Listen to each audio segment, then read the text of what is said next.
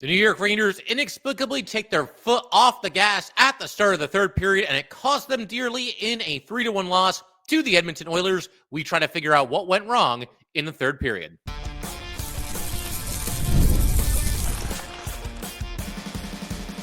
You're Locked on the New York Rangers, your daily podcast on the New York Rangers. Part of the Locked On Podcast Network, your team every day. Welcome back, Blue Shirts fans, to episode number 1269 of the Locked On New York Rangers podcast. I'm your host, John Chick. Just want to thank you guys, as always, for making Locked On New York Rangers your first listen every day. We are free and available on all platforms, including YouTube. And today's episode of Locked On New York Rangers is brought to you by Game Time.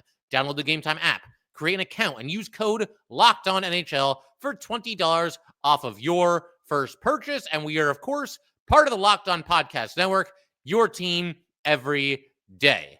So the Rangers fall short against the Edmonton Oilers. Back and forth game definitely could have gone either way. There's nothing about this loss that drives you too crazy or infuriates you too much. There's nothing about this loss that, to me, makes it an especially bad loss, other than two things that I will point to right here and right now. The first one is basically uniform for the rest of the season.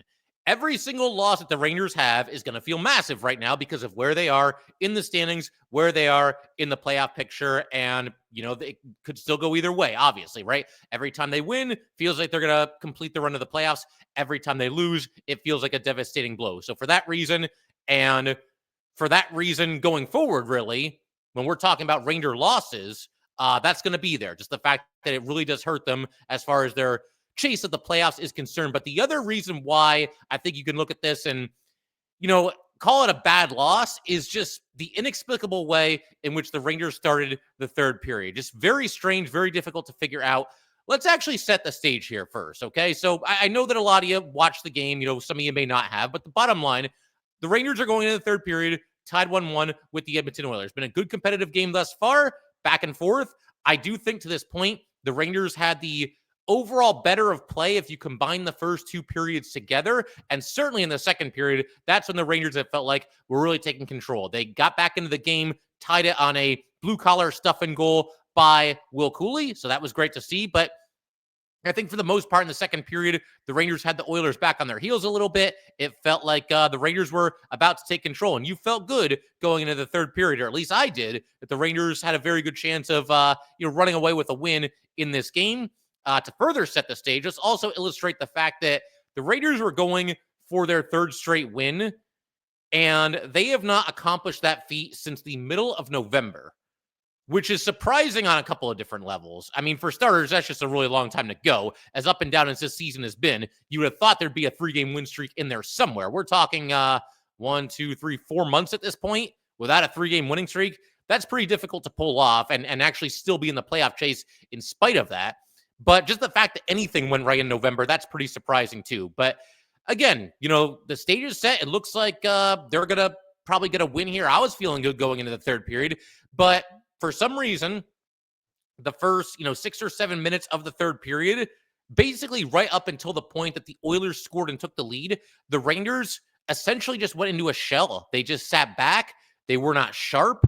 They didn't play with a lot of urgency. I'm watching this and I'm wondering, is the Rangers' strategy here to essentially just try to sit back, which is a bad strategy in the first place? I mean, that's just not usually a good way to go about things. But is their strategy here the fact that they're tied 1-1, they just want to sit back and try to grind out the third period here and just hope for a scoreless 20 minutes and go into overtime? Because if you do that, that ensures you a point. And we know how precious every point is at this time of the season. But no, that's just a horrible strategy. I mean, I really hope that was not their approach and that was not their line of thinking. I hope this is more just a case of the Oilers having a good start to the third period, more so than the Rangers doing anything wrong. But again, the Rangers, from what they did in the second period, and specifically toward the end of the second period, and what they did in the first 6 or 7 minutes of the third period, they were basically completely unrecognizable. And the biggest shame, like I said, is that I do think the Rangers were the better team for the first 40 minutes. They had a lot of good scoring chances in this game. Some really strong saves were made by Skinner. The Rangers hit the post a couple of times, so obviously puck luck was not on their side. The Rangers, they took too many penalties in the first, really the whole game. You know, they put the Oilers on the power play, I believe it was 4 times in the first 2 periods combined, but they hung in there. They did a nice job against the Edmonton superstar players. Connor McDavid did not have a shot on goal until just a few minutes remained in the third period. That's when he scored to make it 3-1. The Rangers had more odd man rushes than Edmonton for the first 2 periods. Overall, like I said, I thought they were the better team. Then you go to the third period, and I'm going to take you guys through kind of just the flow of the game, the first 6 minutes here, right up until the point that Edmonton scores the goal that turned out to be the game winner, and just try to make some sense out of this, because again, the Rangers just did not look like the same team. So start of the third period, there's a puck dumped into the Ranger zone.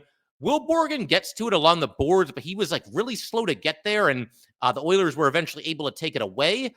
This led to a fairly long offensive zone possession for Edmonton. And it already feels at this point in the third period, we're only a couple minutes in here, maybe a minute and a half at best, but it already feels like the Rangers are getting back on their heels at least a little bit. Then there's a situation not too long after this where you've got McDavid from behind the Edmonton net going literally coast to coast. You can't go much farther on a hockey rink than what he went on this play. I realize it's McDavid, but the Rangers still allowed this guy to go from behind his own net right to the front of the Ranger net. Fortunately, the shot did go wide and they did not score there. But, you know, this offensive zone possession continues here. The Rangers lose 2 or 3 50-50 pucks, the kind of battles that they were winning in the first 2 periods of this game. You get another long offensive zone possession here for the Oilers. And again, just not the start that you want to a critical third period in a game that you feel like you have to win. I mean, every game is a must win at this point for the Rangers. Every night should be game 7 for these players, because that's pretty much the long and short of it. If you want to get into the playoffs, you have to have that mentality, given where you are in the standings. And then, the Oilers, the puck gets out of the zone for a couple of seconds. The Oilers get it back in. They win a couple more 50-50 pucks. The Rangers fail to clear when they should have been able to. And again, the rink just blatantly tilted in favor of the Oilers. So to this point, they still haven't scored, but it felt like it was kind of on the way. This is just not the kind of start that you want here. Now, JT Miller did get a scoring chance for the Rangers pretty much out of nowhere. Just wasn't able to get a good shot on net. He was kind of splitting the defenders and trying to get behind everybody, just not able to convert on his scoring opportunity there. But then, of course, the Oilers score. Arvidsson up the right side. The puck took a unfortunate deflection off the stick of Zach Jones. We'll talk about that in greater detail when we discuss Igor's night in just a little bit here. But, I mean, you look at the start of this third period here, and again, the Oilers score about 6 or 7 minutes into the third period. To this point in the third, the Rangers did not have an offensive zone possession that lasted longer than about 10 seconds. I went back and watched this chunk of the game because I really just wanted to see everything that happened and try to put my finger on what was wrong. I can't really come up with a concrete reason for why the Rangers approached the third period this way. I think maybe just being a little bit too cautious. It's good to be, defensive minded and obviously not looking to trade rushes up and down the rink. So I get that, but it just felt like they were very tentative and just not playing with the same urgency, the same jump that we saw from this team in the first 2 periods. So that was very frustrating. And in a way, what I think made this even more frustrating is as soon as they went behind 2-1, they stepped on the gas again. They looked like the team that we saw for the first 40 minutes of this game. They're swarming in the Edmonton zone. A lot of really good passing from the Rangers in this game, some crisp passes, some great scoring opportunities. Like I said, they put a couple shots off the post in this game as well. The Rangers ended up getting a power play in the third period, had a chance to tie the game there. It was a pretty good-looking power play, but the Rangers just are not converting their power play chances. I don't know where they stand now. I didn't check it this morning, but I know that going into that game last night, the Rangers were number 24 in the league in power play success rate. So we're into the bottom quarter now, basically, are the New York Rangers. This power play that was such a strength and such an important part of this team last year has now basically become a liability. And they went 0 for 3. I didn't think the power play looked terrible in this game. They had some good chances, like I said, but they're not converting. And that's what it comes down to. And just not able to convert in this situation either. But what drives you crazy here is, why are the Rangers sitting back in the third period in a tie game? But then as soon as the Oilers take the lead, all of a sudden they go back to what was working before. And, the Rangers are swarming for a good chunk of the last bunch of minutes of this game. Obviously, the McDavid goal with 3 minutes and change to go, that was kind of the backbreaker. But for a while there, I mean, we had about 15 minutes or so in the middle of this period where it felt like the game-tying goal was coming for the New York Rangers. It never happened, but they also did themselves no favors by, like I said, just not stepping on the gas at the start of the third period, playing tentative hockey and I don't know, just a half step slow, a half step behind the Oilers, and sometimes that's all that it takes. And just unfortunate that basically I feel like that was what cost the Rangers the game. Those first 6 minutes of the third period, that's when this game was lost for the Rangers. They should have just kept on doing what they were doing in the first two periods. I realize that's easier said than done. I realize there's another team out there, the Edmonton Oilers, and they were playing well at the start of the third, but just didn't like what I saw from the Rangers at the start of the third period. That bothers me more than probably any other aspect of this loss. But we're going to keep everything rolling in just a second. I want to shift our attention to Igor Shesterkin. Kind of a so-so night for Igor. No true soft goals, I don't think. An unfortunate deflection led to the game-winning goal for Edmonton. But we'll talk about his performance, the decision to go with Igor Shesterkin in this game, and how the Raiders might look to handle Igor and Quick, down the stretch here as they hope to claim one of the final playoff spots. And we'll get to all that in just a second. All right, we just want to take a minute to let everybody know that today's episode of Locked On New York Rangers is brought to you by Upwork. Scaling your business requires the right expertise at the right time. With Upwork, you can find specialized freelancers in marketing, development, design, and more, experts ready to help you take your business to the next level. Upwork gives businesses flexibility by connecting them with top freelance talent across multiple industries, including IT, AI, web development, and marketing. Whether you need extra hands for a project or a long-term partner, Upwork makes hiring simple and affordable. There's fast and easy hiring. Posting a job is free and simple, and within a day with multiple qualified candidates to choose from. There's cost-effective growth. Instead of hiring full-time, Upwork helps find affordable, top-tier freelancers to scale your business efficiently. Visit Upwork.com right now and post your job for free. That's Upwork, Upwork.com, Upwork.com to connect with top talent and grow your business today. And today's episode of Locked On New York Rangers is also brought to you by Game Time. There is nothing like watching basketball live. The energy of the crowd, the sound of the sneakers on the hardwood, and maybe even a celebrity sighting at courtside. If you want to catch a game in person, Game Time makes getting tickets easier than ever. Game Time's new feature, Game Time Picks, filters out the fluff and shows you only the best deals on great seats, so you do not have to waste time scrolling through thousands and thousands of tickets. There are super deals. Game Time Picks even highlights super deals, giving you the best bang for your buck. Peace of mind. With seat views before you buy, no surprise fees, and a lowest price guarantee, you can book with total confidence. Take the guesswork out of buying tickets with Game Time Picks. Download the Game Time app, create an account, and use code LOCKEDONNHL for $20 off of your first purchase. Terms apply. Again, create an account and redeem code LOCKEDONNHL for $20 off. Download Game Time today. What time is it? It is game time. All right, so we're going to go ahead and keep everything rolling here on Locked On New York Rangers. Huge shout out to the everydayers. As always, Rangers are going to be back in action on Tuesday night at 7 o'clock at home against the Calgary Flames, the second game of a 4-game homestand for the New York Rangers. And we're very likely going to have an episode before the puck drops for that one. I want to circle back to the Jonathan Quick extension, talk about how that affects the Rangers and why overall I do like the move. So we'll get to that in the next episode. But for right now, we're going to keep the focus on this game and everything having to do with Igor Shesterkin going into this game and also coming out of this game.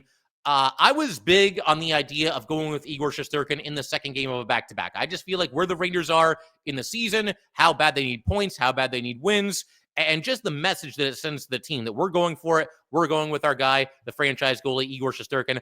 I was all for playing Igor between the pipes in this game. I do think the Rangers made the right decision, even though they didn't end up winning this game. I mean, unless you think that Jonathan Quick was going to go out there and essentially get a shutout, then the Rangers weren't going to win this game because they lost 3-1. And I realize, a goal being scored here, a goal being scored there, it can affect the game one way or the other. Once it went 3-1 in favor of the Oilers, the Rangers couldn't tie the game really at that point. So things can always play a little bit differently, and I do understand that. But the bottom line, the Rangers scored one goal, and that's a far bigger reason why they lost this game than anything that Igor Shesterkin did or did not do in this game. One thing I have to throw out really quick here, though. before we kind of get into the meat and potatoes of this whole thing. I saw somebody on social media, and it's just one example. You'll see plenty of examples like this, before this and certainly after this. But I want to echo this right here. Can we stop talking about Igor Shesterkin's contract every single time the Rangers lose a game? Is it really going to be like this for 8 years? More than 8 years. We still got the rest of this year to go, and then 8 years on top of that. Look, I realize there are people that are out there that don't believe that Igor Shesterkin, or really any goalie, is worth $11.5 million per season. I made it clear on here in the past, it felt to me like the Rangers were sort of bidding against themselves, and I don't understand why Igor Shesterkin should be $11.5 million per season when the other elite goalies are right around $7.5, $8.5 million, somewhere in that ballpark. So I can understand the frustration about it. And if you want to bring it up every so often, look, we talk about contracts on here all the time, so I get it. But save it at least for a game where Igor, goes out there and plays dreadfully and gets pulled out of the game, gives up 5 goals, whatever the case might be. Igor did not play, poorly in this game, I would not say. And I just don't want to see this. I mean, there might be nothing that I or anybody else can do about it, but I don't want this to be the discourse every single time the Rangers lose a game in the next 8 years. You know what? Igor signed the contract. He got his money. Again, I feel like the Rangers overdid it a little bit there. They could have played a bit more hardball if they wanted to, but they didn't. The contract's been signed, and it's over. What's done is done, and it's time to move on a little bit. And I think every now and then we can have the Rangers lose a game without mentioning Igor Shesterkin's contract. But with that said, in this game, I thought Igor overall had a solid night, not a spectacular night. Stopped 20 of 23 shots.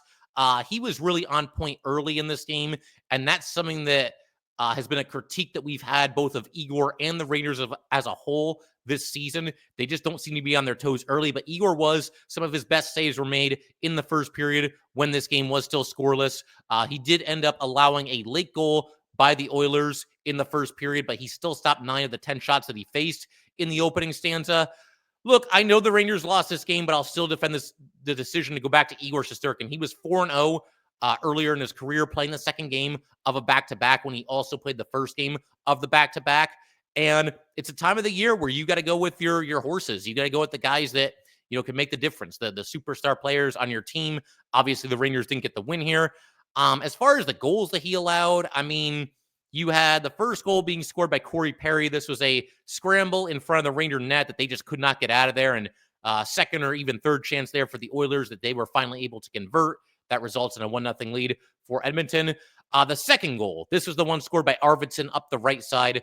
This one initially looked pretty bad. The Oilers broke out of their own zone and went up the right side, and Arvidsson scored from, a pretty sharp angle and from kind of close to the boards there.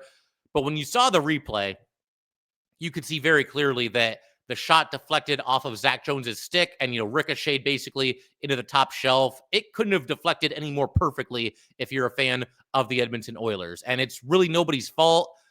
Was it savable? I mean, in theory, I guess, but that's a really difficult save. And you can't fault Jones either. He's trying to make a play. He's trying to get his stick on the puck. He's trying to prevent a scoring opportunity. And just really an unfortunate bounce and unfortunate deflection there. The third goal by McDavid, I mean, again, I guess you could say that it's somewhat stoppable, but this is Connor McDavid. He did go right through the Ranger defense here.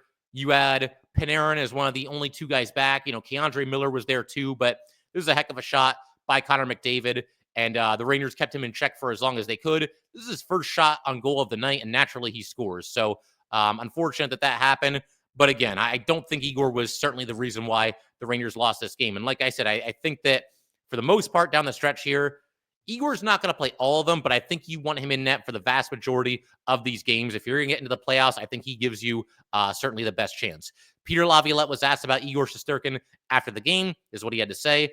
I thought he was good. I thought he gave us a chance in the game. It's tough on that second one. It ramps up on him before it comes off the stick.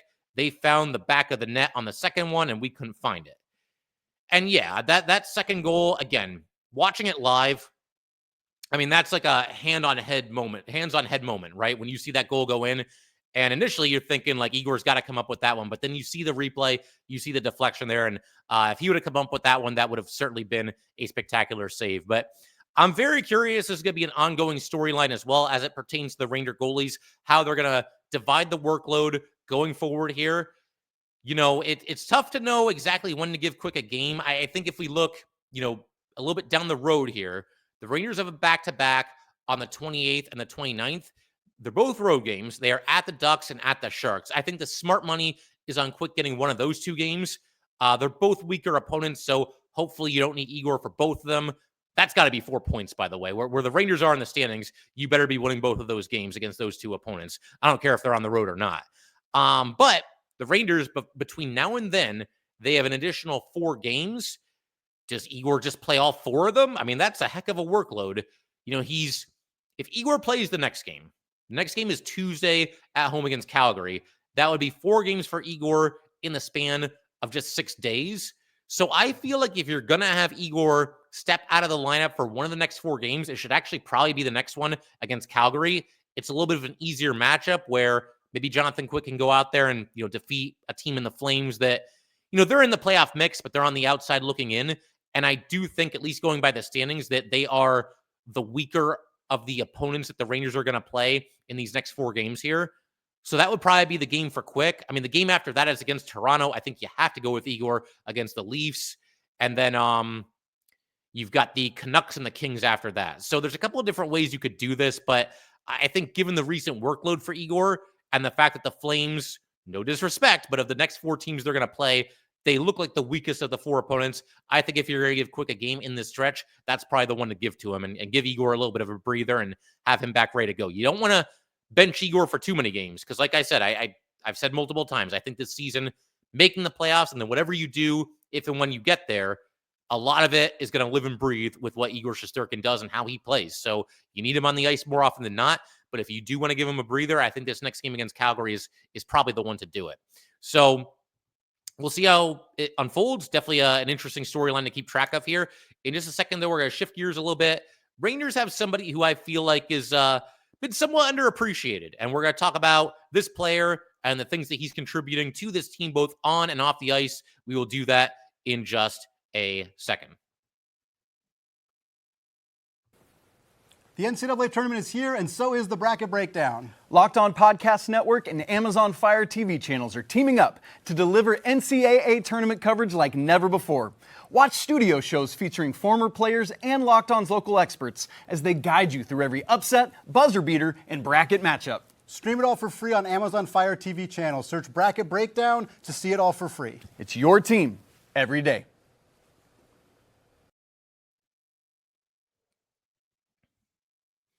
All right, let's go keep everything rolling here on Locked On New York Rangers. Figure we can go ahead and close today's episode with this. I want to talk about, like I said, a Ranger that I feel like has been a little bit underappreciated. Anybody on YouTube, the secret has been revealed on the graphics on the side of the screen there, but it's Jonny Brodzinski. I think overall, he's played some really solid hockey for the Rangers down the stretch this season.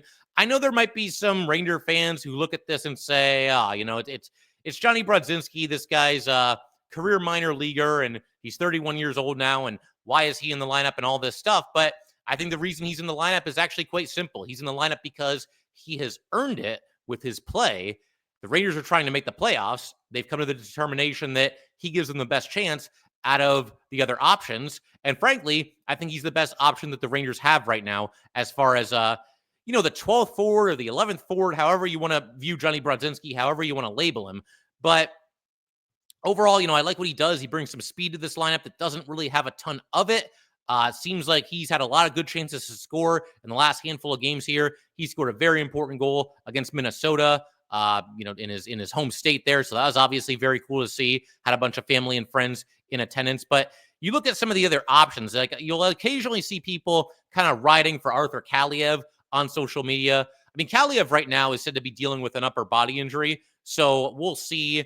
Once he's available again, will the Rangers plug him back in there? They weren't really playing him anyway, at least not that often.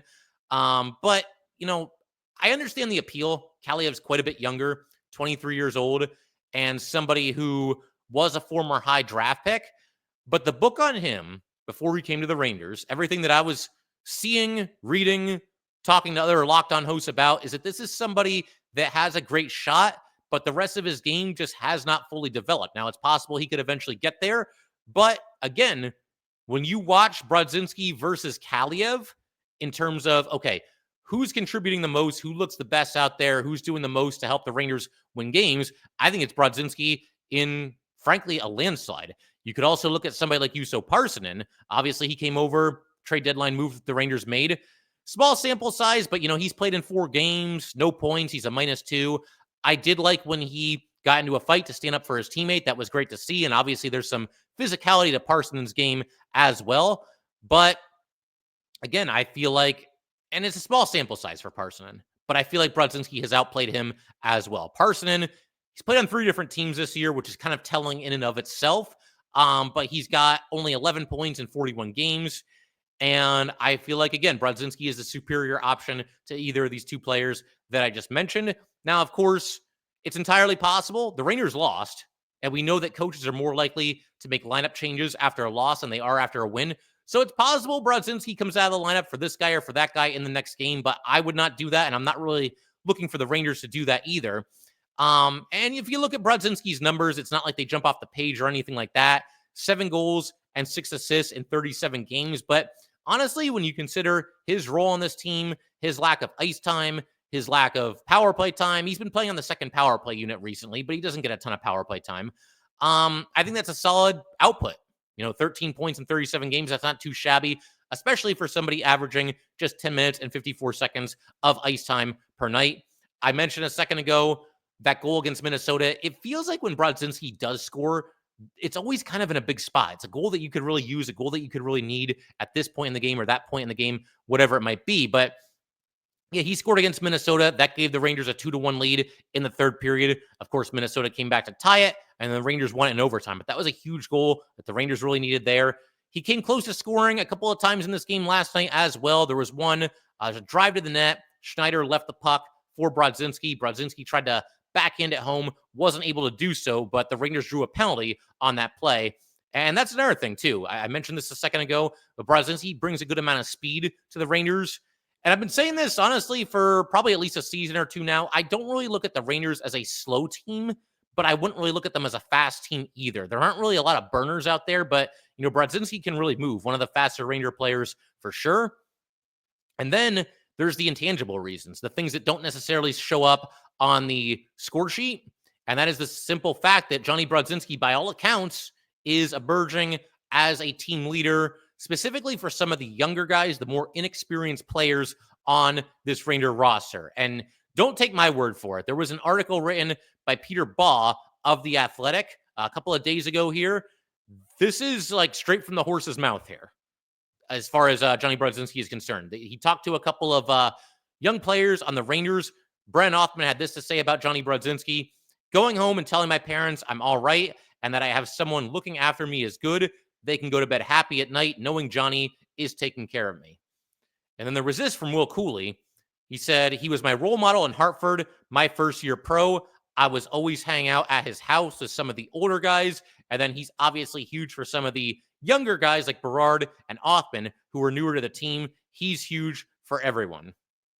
And then apparently when the Rangers were back in Jonny Brodzinski's home state of Minnesota, he had a bunch of the younger guys over to his house. Him and his wife cooked up a big meal for everybody. Among the attendees, you had Rempe, Cooley, Jones, Berard, and Othman. So Jonny Brodzinski, at least among the younger players, the guys that he played with in Hartford, really stepping up as a leader and a role model for these guys. And that's obviously huge. And that's to say nothing of his play, which I feel like recently has been kind of strong. And I can kind of tell that there's going to be certain Ranger fans that hear this and think like, oh, he has to step up as the leader. Where's Kreider and Panarin and Fox and Mika? I hear you. We've talked about the Ranger leadership in the past. I'm not going to go after those guys here, though, because I think with Brodzinski and these young players, there's a very unique dynamic, just given the fact that they all played together at Hartford. Brodzinski's in a much different spot in his career than these guys in their early 20s. Rempe and, Edstrom's hurt right now, but you could throw Edstrom into that for sure. Berard, Othman, Jones. They all played together in Hartford, and Brodzinski was their captain there. And, AHL teams are kind of interesting because you get these young players, these big-time prospects. You get guys that are kind of getting a little bit older and are veterans, kind of NHL, AHL swingmen. And that's obviously the role that Jonny Brodzinski has found himself in over the last couple of seasons here. But, again, I feel like everything Brodzinski has done on the ice and away from the ice warrants him sticking in the lineup. Will the Rangers do that for the rest of the season? Only time is going to tell there for sure. And I understand, there's certain Ranger fans that want to see this guy in the lineup, that guy in the lineup, guys that are younger than Brodzinski, guys that would seemingly have higher upside than Brodzinski.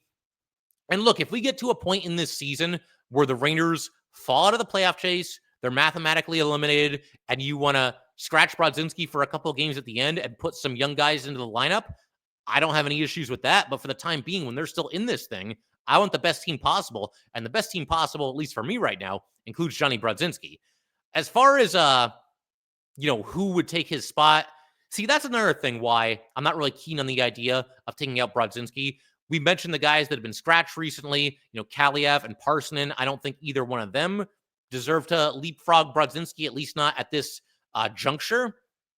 But you look at the Wolfpack right now, there's not really an obvious call-up from that team. Alex Belzile leads the Wolfpack in points. He's got 52 points in 57 games. He's also 33 years old and is, for the most part, a career AHL player. Got to play a little bit with Montreal before he signed with the Rangers last season, but for the most part, this guy is a career AHL player. You could maybe say Adam Sakura. I feel like you could make a case there.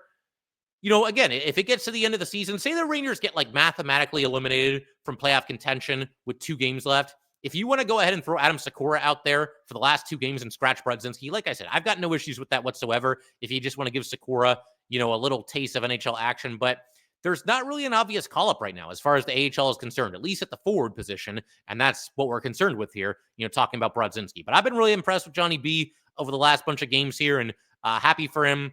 Whatever happened to rooting for the underdog? All these people that want to scratch Brodzinski and go with this guy and go with that guy. It's a cool story, and he's been an effective player, I think, for the Rangers, especially recently here. Had that 3-point game a while back as well. But figure we can call it there for today. One more thing that I must mention here. Former Ranger Philip Hedl sustained another concussion a couple of nights ago. They came right out and said that, yes, it was a concussion. And, I just feel bad for him, man. This is somebody that just cannot catch a break when it comes to the concussions. And you hope that he can have a great NHL career. I'm certainly going to keep rooting for him. There's no doubt about that. But first and foremost, you hope that Philip Hedl himself, the person, is okay. And this is just getting scarier and scarier with every passing concussion. So hopefully he's in good hands there as far as the team doctors and the medical professionals and whatnot. But all the best to Philip Hedl. So, yeah, figure we can call it there. If you guys would like to get in touch with this podcast, please send an email to lockedonnyrangers@gmail.com. Once again, that is lockedonnyrangers@gmail.com. Definitely give us a follow on Twitter as well, @jchick17. Once again, that is @jchik17. And definitely subscribe to Locked On New York Rangers YouTube channel. Thanks again, guys. I will see you next time.